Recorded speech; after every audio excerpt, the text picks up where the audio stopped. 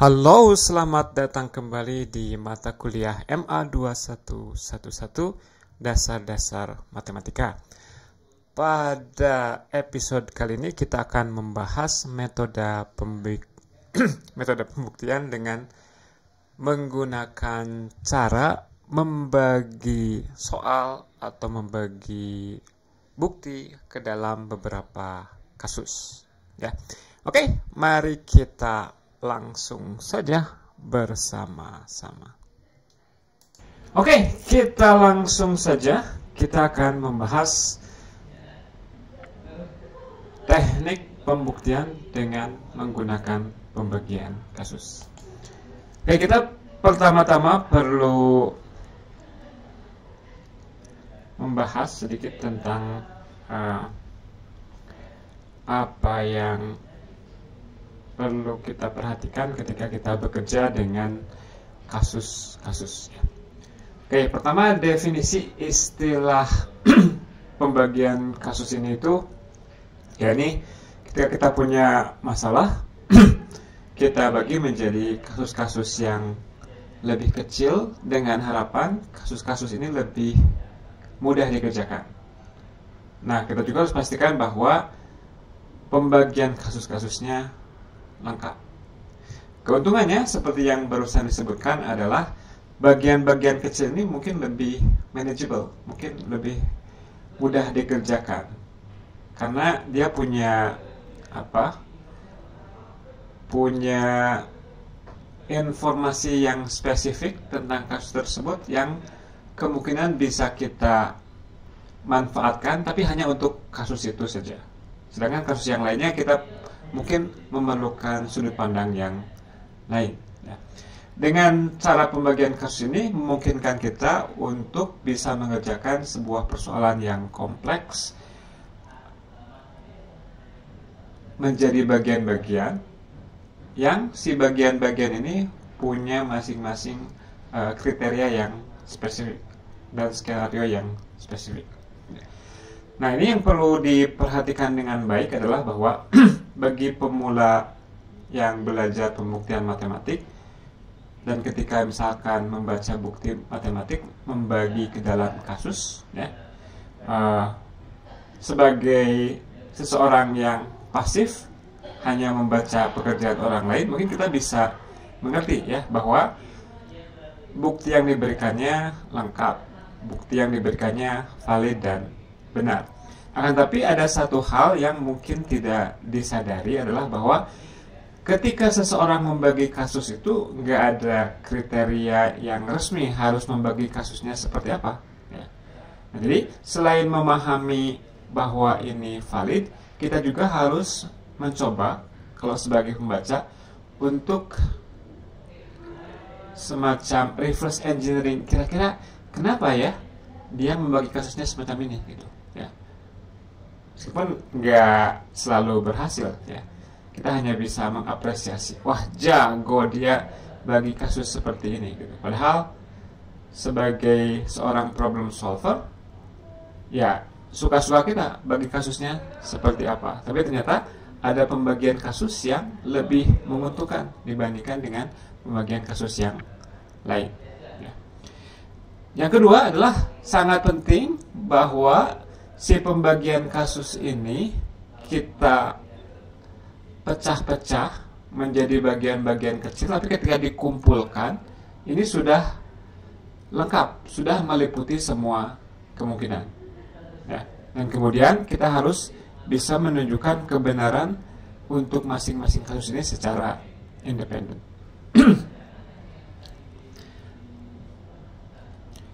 Oke, ini beberapa contoh, salah satu contoh bagaimana kita menggunakan pembagian kasus untuk mengerjakan persoalan. Ingat, pada video kita yang terakhir kita belajar tentang aritmetika modular. Misalkan di sini kita ingin menunjukkan bahwa perkalian dua sembarang bilangan genap adalah bilangan genap.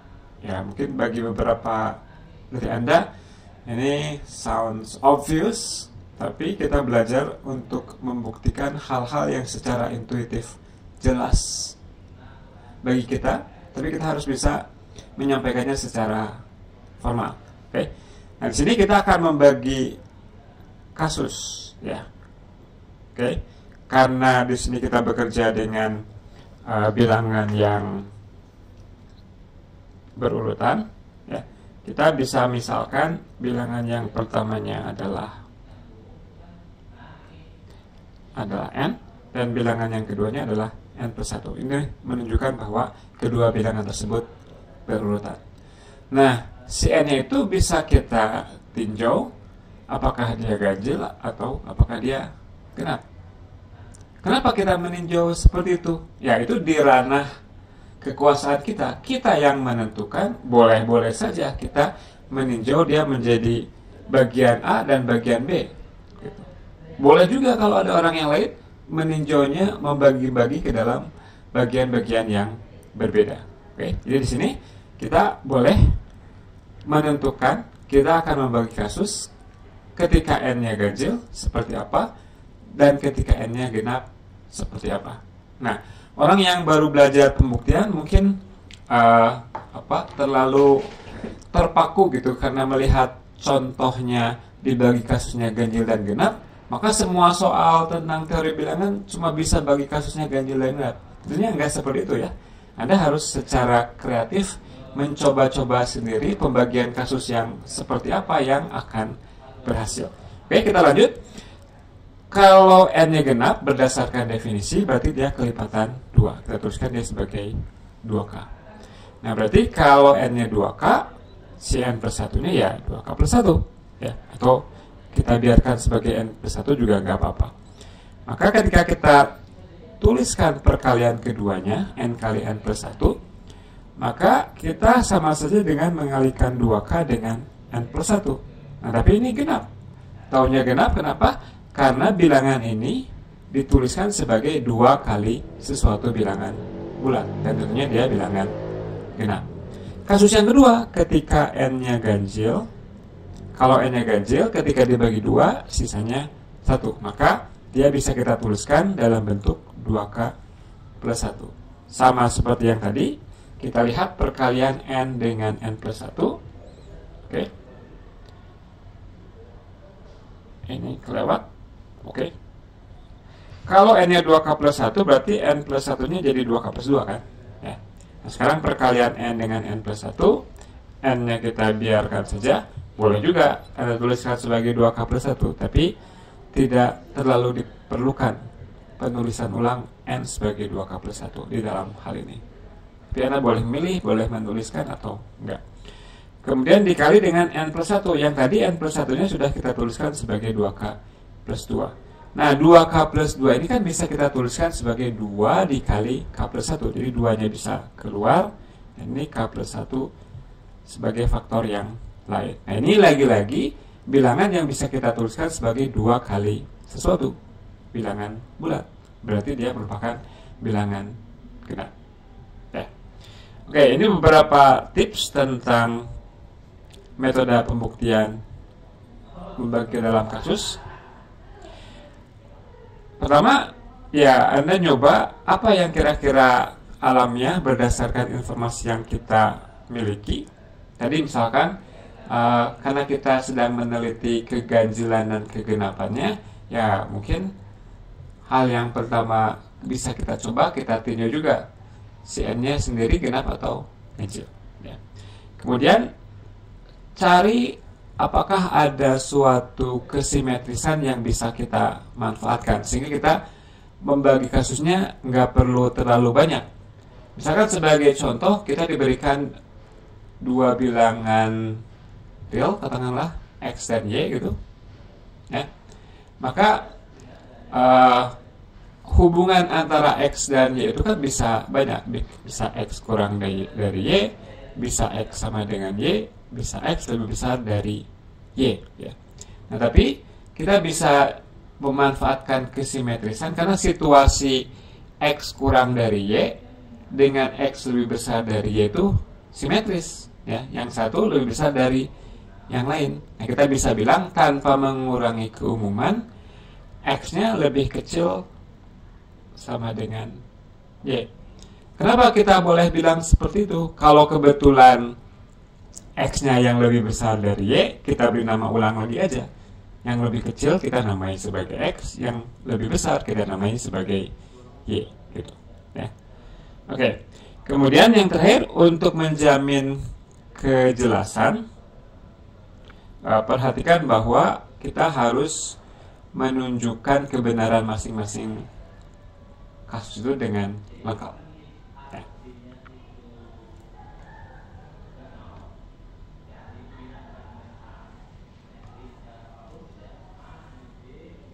Oke, kita lanjutkan. Contoh berikutnya, misalkan kita punya persoalan, buktikan bahwa kalau kita punya sembarang bilangan bulat, maka kuadratnya ketika dibagi 4 bersisa 0 atau bersisa 1. Ya. Nah, sisa bilangan pembagian dengan 4 itu sama aja dengan kita mencari berapa sih sisa pembagian n kuadrat oleh 4. Atau kita tuliskan n kuadrat itu kongruen dengan berapa modulo 4. Ya. Oke. Nah, kita bisa, karena kita di sini sedang meninjau pembagian dengan 4, mungkin hal yang alamiah untuk melihat n-nya sendiri juga seperti apa ketika kita bagi dengan 4. Dia bisa bersisa 0, bisa bersisa 1, atau 2, atau 3. Kita bagi kasus menjadi ketika n-nya kongruen dengan 0, modulo 4, 1 modulo 4, 2 modulo 4, atau 3 modulo 4. Sembarang bilangan bulat ketika dibagi 4 hanya punya 4 kemungkinan sisa, 0, atau 1, atau 2, atau 3. Berarti ini sudah menunjukkan bahwa kasus yang kita pertimbangkan ini sudah lengkap, meliputi semua kemungkinan tentang bilangan bulat. Ya. Jadi tinggal dimasukkan aja dengan sifat-sifat aritmetika bilangan modular yang kita bahas pada video sebelumnya. Kalau n-nya kongruen dengan 0, maka ingat kalau kita pangkatkan, kedua ruas bisa kita pangkatkan dengan tetap mempertahankan kekongruenannya. Jadi n dikuadratkan, 0 juga dikuadratkan. Berarti n kuadratnya jadi 0 modulo 4. Kalau n-nya sama dengan 1, keduanya dikuadratkan, kita punya n kuadrat sama dengan 1 modulo 4. Kalau n-nya sama dengan 2, kita kuadratkan, tapi 2 kuadrat itu adalah 4. Dan 4 sendiri bersisa 0 ketika dibagi 4. Berarti 4 kongruen dengan 0 modulo 4. Sehingga kita punya rangkaian kekongruenan n kuadrat kongruen dengan 2 kuadrat, kongruen dengan 4, kongruen dengan 0. Sehingga kesimpulannya, kalau kita baca hanya bagian yang paling kiri dan bagian yang paling kanannya, maka dia akan berbunyi n kuadrat kongruen dengan 0 modulo 4. Dan terakhir, ketika n-nya kongruen 3, kuadratkan jadi 9, dan 9 bersisa 1 kalau dibagi 4. Maka kita lihat bahwa dari semua kasus yang kita periksa, semuanya menunjukkan bahwa n kuadrat itu either 0 modulo 4 atau 1 modulo 4. Oke, berikutnya kita akan menggunakan kendaraan nilai mutlak untuk juga meninjau situasi di mana permasalahan kita seringkali kita bagi menjadi ke dalam beberapa kasus. Sebagai review, ingat bahwa nilai mutlak X didefinisikan dia akan bernilai X kalau X-nya lebih besar sama dengan 0, dan bernilai min X kalau X-nya kurang dari 0. Nah, tentunya Anda yang sudah mengambil kalkulus sebelumnya sudah cukup familiar dengan sifat-sifat nilai mutlak. Beberapa di antaranya dia nilainya selalu non negatif, kemudian bernilai 0 hanya jika dan hanya jika X-nya sama dengan 0, kemudian nilai mutlak X persis sama dengan nilai mutlak minus X. Nah, kemudian ini ada yang penting ya, sering dipakai di mana-mana di analisis juga, apa yang disebut dengan ketersamaan segitiga. Nilai mutlak X tambah Y lebih kecil sama dengan nilai mutlak X tambah nilai mutlak Y. Oke. Dan ada dua hal yang lainnya juga. Oke, kita coba sebentar melihat ke sebelah sini. Sifat yang mengklaim bahwa nilai mutlak XY sama dengan nilai mutlak X dikali nilai mutlak Y. Nah, kira-kira kalau kita ingin membuktikan ini dengan membaginya ke dalam beberapa kasus apa saja yang mungkin ingin kita tinjau? Nah, permasalahan kesulitan bekerja dengan nilai mutlak adalah ya karena ada nilai mutlaknya tersebut.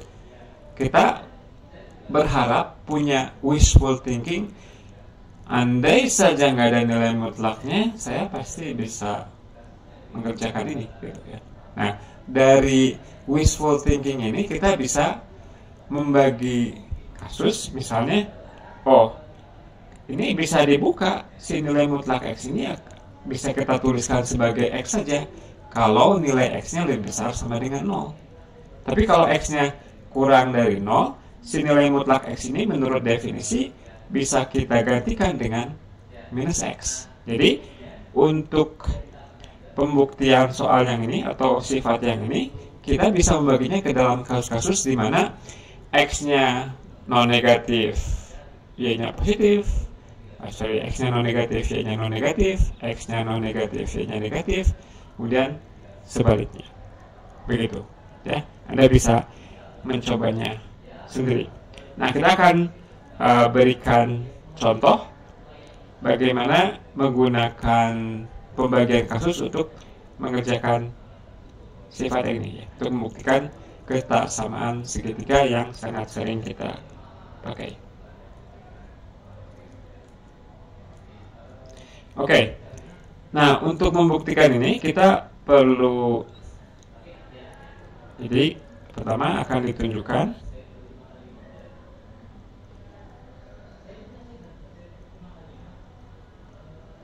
bahwa nilai mutlak X ditambah Y lebih kecil sama dengan nilai mutlak X ditambah nilai mutlak Y.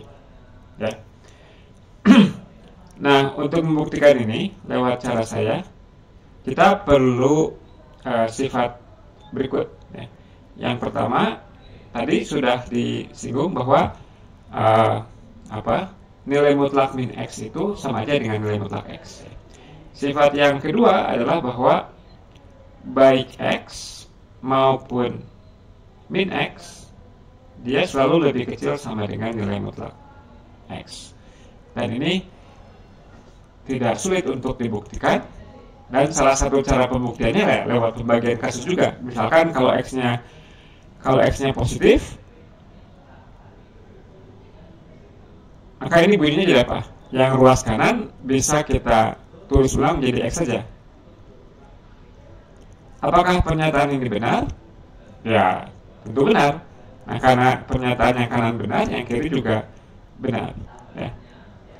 Kalau X-nya negatif, Anda bisa lakukan hal yang serupa, baik ke pernyataan yang pertama maupun ke pernyataan yang kedua. Jadi sifat ini akan kita pakai saja. Kalau Anda penasaran dan nggak yakin bahwa demikian, Anda bisa membuktikannya sendiri. Oke, nah kemudian berikutnya,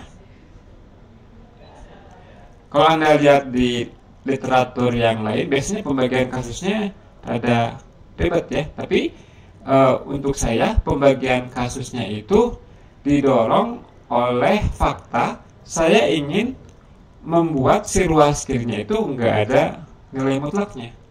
Kira-kira gimana jadinya pembagian kasusnya? Jadi kita bagi aja kasus satunya, X tambah Y-nya lebih besar sama dengan 0. Maka si bintang ini akan ekuivalen dengan, ingat, ketika yang bagian dalamnya non negatif, maka nilai mutlak X sama dengan X. Berarti yang dalamnya persis sama dengan X. Oke, berarti untuk membuktikan bintang ini, kita cukup membuktikan double bintang. Ya. Nah, tapi dengan sifat di atas, X-nya lebih kecil sama dengan nilai mutlak X, Y-nya lebih kecil sama dengan nilai mutlak Y. Kemudian dengan sifat urutan yang mungkin Anda sempat membuktikannya, tapi juga sering kita pakai secara tidak sadar karena ini sudah menjadi perbendaharaan sifat matematika yang kita pakai begitu saja. Maka dari sini kita peroleh jumlahkan yang kiri dengan yang kiri, yang kanan dengan yang kanan. Maka kita dapatkan yang itu. Kasus 2 serupa juga. Ingat agar lengkap gimana kasus yang keduanya. Kalau kasus yang pertamanya kita punya bilangan lebih besar sama dengan 0, menurut aksioma trikotomi, kemungkinan bilangan itu positif, 0 atau negatif. Ini sudah meliputi dua kemungkinan, positif atau 0. Berarti satu kemungkinan yang lain adalah kalau dia negatif. Jadi kasus 2-nya adalah ketika X tambah Y-nya negatif. Nah ini sama juga caranya. Jadi X kita bisa gunakan penyampaian yang sedikit berbeda. Nilai mutlak X tambah Y dia akan menjadi minus X tambah Y. Oke, ini kita tuliskan sebagai minus X ditambah minus Y, tapi minus X lebih kecil sama dengan X dan minus Y lebih kecil sama dengan Y, sehingga kalau kita baca dari kiri ke kanan dia lebih kecil sama dengan ini, dan kita selesai ya. Oke.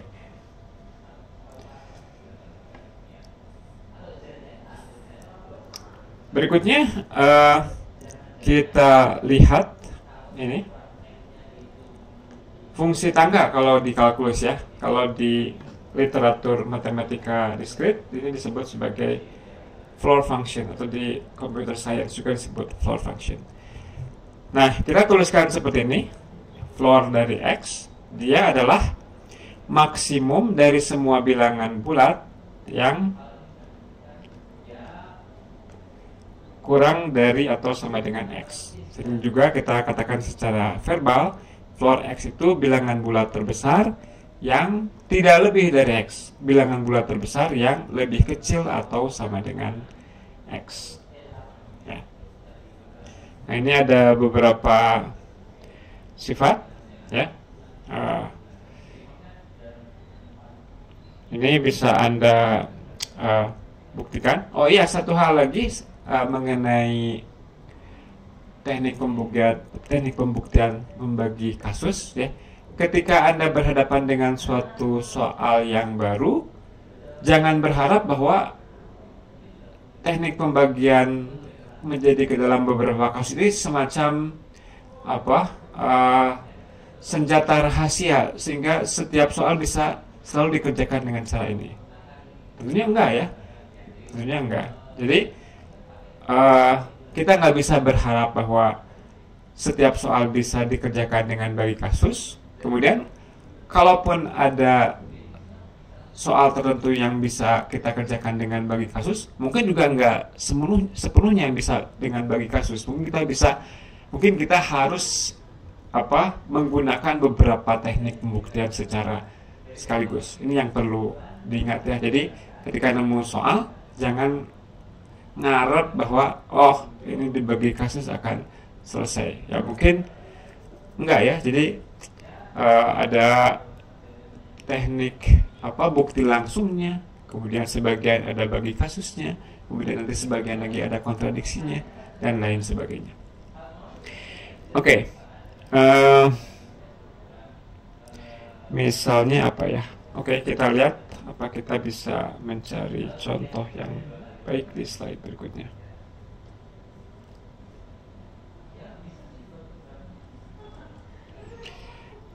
Oke, mungkin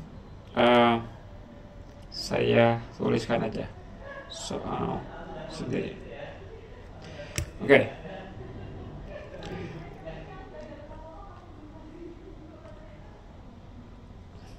Misalkan buktikan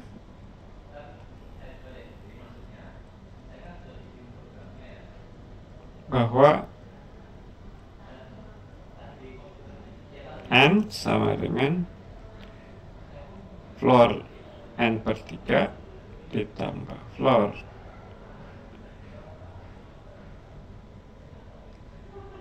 n tambah 1 per 3 ditambah floor n tambah 2 per 3. Oke. Nah, karena di sini ada pembagian oleh 3, maka saya nyoba bagi kasusnya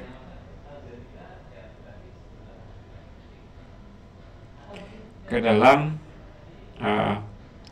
n-nya sama dengan 3K, berbentuk 3K kelipatan 3, atau kelipatan 3 tambah 1, atau kelipatan 3 plus 2. Nah, oke. Untuk setiap kasus kita akan lihat apa nilai ruas kirinya, apa nilai ruas kanannya. Left hand side tentunya sama dengan 3K. Right hand side, oke, ini menjadi floor dari 3K dibagi 3, dia 3, ditambah 3K. Maaf, 3K dibagi 3 jadi K. Kemudian 3K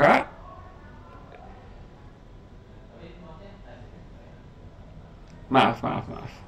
Ya, sorry. Jadi di sini kita substitusikan n sama dengan 3K semua ya. Jadi kemudian K ditambah 1/3, kemudian K ditambah 2/3. Oke.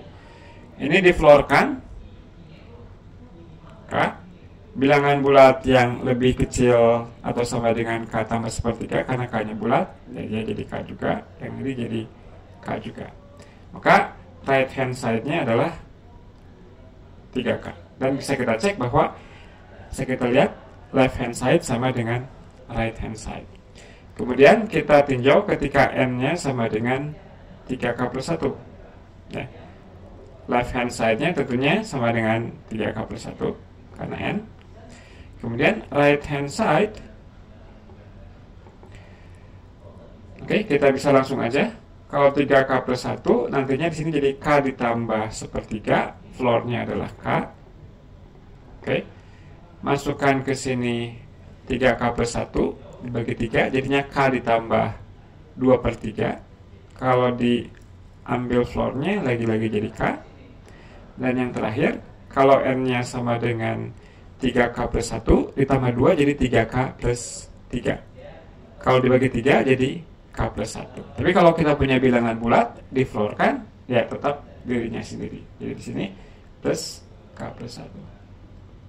Jadi ini juga sama dengan 3K plus 1. Atau cara penulisan yang lain, kita bisa nggak usah bilang-bilang seperti ini. Dan ketika kita melihat 3K plus 1, ini pasti sama dengan left hand side.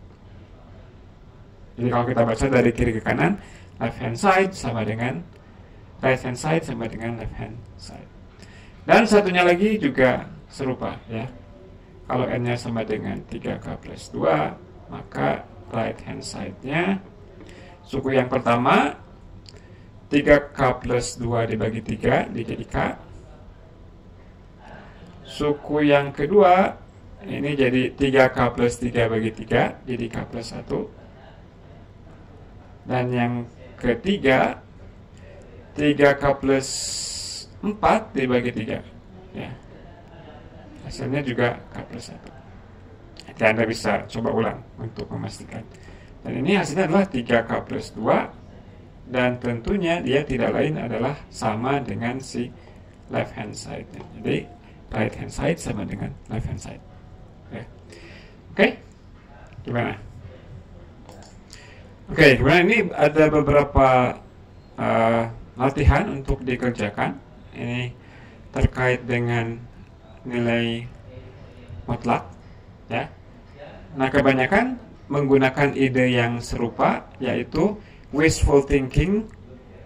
Gimana caranya agar nilai mutlaknya hilang ya. Misalnya nih, yang ini nih ya.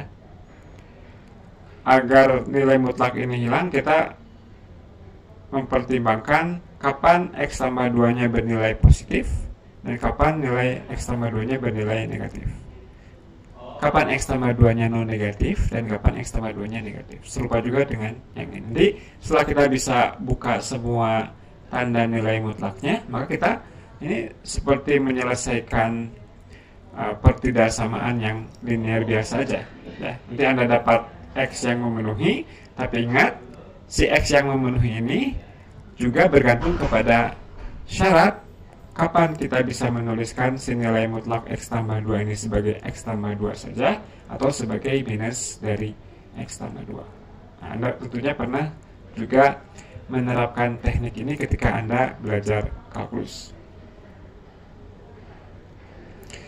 Kemudian ada beberapa sifat fungsi floor, misalkan yang ini ya. Kita bisa secara cepat melihat gimana yang ini cara membagi kasusnya ya. Setiap X pasti dia akan terletak di antara dua bilangan bulat yang berurutan. Jadi kalau punya X pasti ada K dan ada K plus 1 yang mengapitnya. Jadi X lebih besar sama dengan K atau kurang dari K plus 1 untuk suatu K tertentu ya. Dimanapun bilangan real yang kita punyai, pasti dia akan berada di antara dua bilangan bulat yang berurutan. Nah, kalau X-nya seperti ini, maka minus X-nya gimana?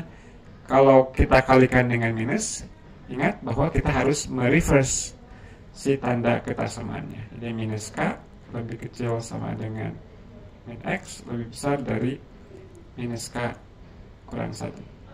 Okay. Nah, dalam situasi ini berarti apa? Si floor X-nya dia nilainya jadi berapa? Floor X-nya dia menjadi K ya. Si minus X-nya kita tuliskan di sebelah sini, minus X dia lebih besar dari minus K min 1. Oh, ini hati-hati, maaf, X-nya bukan ya, X-nya sama dengan K. Minus X-nya, minus X terletak di antara minus K kurang 1 dan minus K. Berarti floor min X-nya sama dengan, nah ini bergantung kalau si minus X-nya kebetulan, ini sebagai kasus lagi ya, kalau min X-nya kebetulan sama dengan min K, nggak bisa hapus ini ya. Jadi Anda bagi kasus kalau minus X, kan ini masih ada kemungkinan kan, ketika si minus X-nya persis sama dengan minus K, maka akan terjadi seperti apa? Kalau minus X-nya sama dengan minus K, berarti si floor minus X-nya sama dengan min K. Sehingga kalau kita jumlahkan min K dan K ini hasilnya sama dengan 0. Dan ini terjadi ketika si minus X-nya sama dengan minus K, ketika X-nya bilangan bulat. Dan kalau minus X-nya, ini kasus, kalau minus X-nya kurang dari minus K, maka si floor dari min X akan menjadi bilangan ini, sehingga kalau dijumlahkan hasilnya jadi negatif 1 ya. Untuk detailnya Anda bisa coba sendiri. Oke. Kemudian ada juga beberapa soal yang menarik. Ini kata Wikipedia, soal-soal ini berasal dari soalnya Ramanujan ya. Mungkin ada beberapa di antara soal ini yang pengerjaannya tidak memerlukan pembagian kasus. Tapi ingat, seperti yang saya bilang tadi, kita jangan terlalu terpaku gitu, ini mentang-mentang lagi pembahasan bab pembagian kasus, maka kita berharap bahwa pastilah harus bisa semuanya pakai membagi kasus. Ya, karena pada situasi yang nyata, ketika kita dihadapkan suatu soal yang baru, kita nggak akan pernah tahu metode pembuktian yang mana yang jalan. Kita harus coba semuanya. Demikian juga di sini, meskipun soalnya sejenis tentang fungsi floor, mungkin ada yang bisa dikerjakan dengan pembagian kasus, ada yang mungkin harus menggunakan cara yang lain, dan itu Anda harus terbiasa dengan semua kemungkinan. Baik, demikian video kita kali ini. Terima kasih atas perhatiannya. Tunggu kelanjutan materi MA 211 ini berikutnya. Terima kasih.